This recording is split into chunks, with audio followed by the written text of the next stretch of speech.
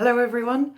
Today's video reflects on some of the lessons learned from the public sector off-payroll rules that were implemented in 2017 and how private sector end clients can avoid some of the same pitfalls. Preparedness for the changes is probably the key lesson. Public authorities had less time to prepare than private sector clients, even without the 1-year delay from 2020 to 2021. But even so, many public bodies were slow to react and didn't make quick, definitive decisions about how they were going to manage the rules. Many completely underestimated the time and costs involved to comply with the off-payroll rules, and you'll see just one example of the BBC here on the slides. Those that started their preparation and undertook their assessments too late often ended up making blanket determinations because they didn't have the time or resources to undertake individual or role-based assessments before the deadline. And those that issued blanket determinations, that is, those public authorities that simply stated all PSCs were inside IR35, they encountered significant reputational and financial problems.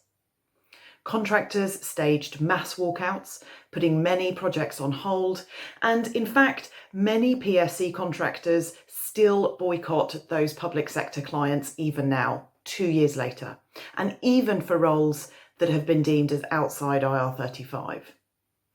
Even where contractors stayed in their current roles, they've since negotiated far higher rates to offset the difference in take-home pay. Most public authorities have reported an increased time to fill roles, and particularly roles that have been deemed inside IR35. Those who initially considered blanket determinations have, either before April 2017 or in the intervening years, changed their approach and have started to assess on a case-by-case basis because they simply couldn't attract contractors or pay the inflated rates being demanded.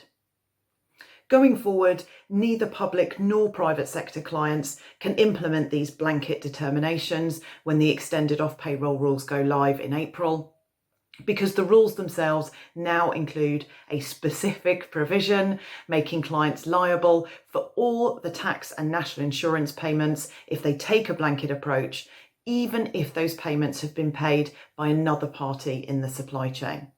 And if you want more information about the pitfalls of blanket determinations, we've recorded a separate video about this specific issue, so go check it out. So the lesson for the private sector, therefore, is to start early, prepare properly, communicate regularly, and apply the law correctly. No shortcuts, such as blanket determinations. There are commercial advantages to being well prepared. If you audit and assess your contingent workforce now, you have more time to make changes to policies and procedures for engaging and managing contractors, maximising the number of roles that are genuinely outside IR35. How clients should assess their PSCs was also a key consideration for the public sector.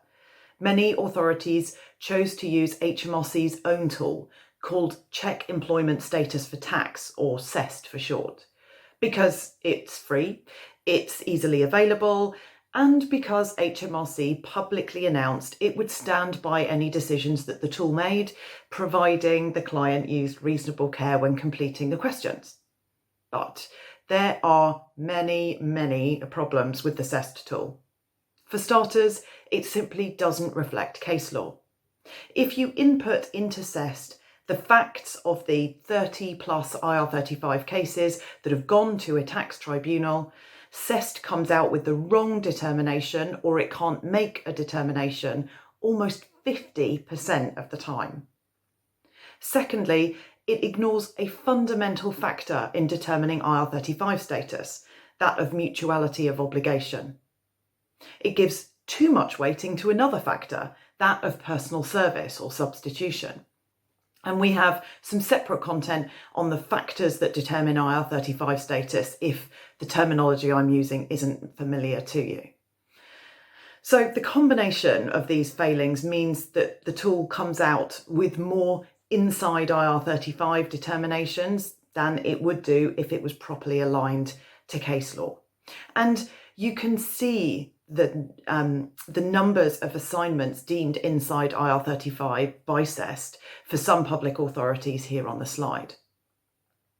To make matters worse, we now know that the courts are completely disregarding CEST when it comes to determining status. The Elborn case listed on the slide here is actually an employment tribunal case rather than a tax tribunal, but it's kind of relevant, so bear with me. Mr. Elborn was deemed inside IR35 by his client, the Met Office, who used CEST. He went on to claim employment rights based on that CEST outcome. Well, the courts completely ignored the CEST determination and on the facts of the case decided that he was self-employed and therefore not entitled to any rights.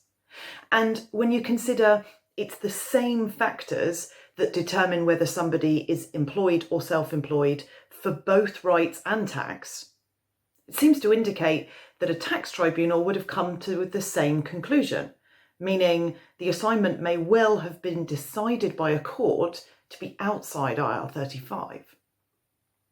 But the fact that the employment tribunal didn't even look at the CEST outcome when deciding Mr. Elborn's status begs the question whether a tax tribunal would take the same approach, in which case, of course, CEST loses even more of its value. The final death knell, if you like, is the last point on this slide. NHS Digital used the CEST tool when determining status, and it's been fined £4.3 million in tax and national insurance liabilities. Now, we don't know the exact circumstances here. NHS Digital may have been gaming the tool, answering questions in specific ways to get the outcome they wanted, or maybe even inputting blatantly false information into CEST. But the key is really that if clients think that by using CEST, HMRC won't investigate any further and that they won't delve into specific assignments to see if the tool has been used with reasonable care, well, then they're very much mistaken. So clients really should start preparations early, assess PSEs fairly, use an expert external assessor instead of the CEST tool or something similar. This will really set you up for success rather than failure when it comes to the run up to April and beyond. That's all from me. Thanks for watching.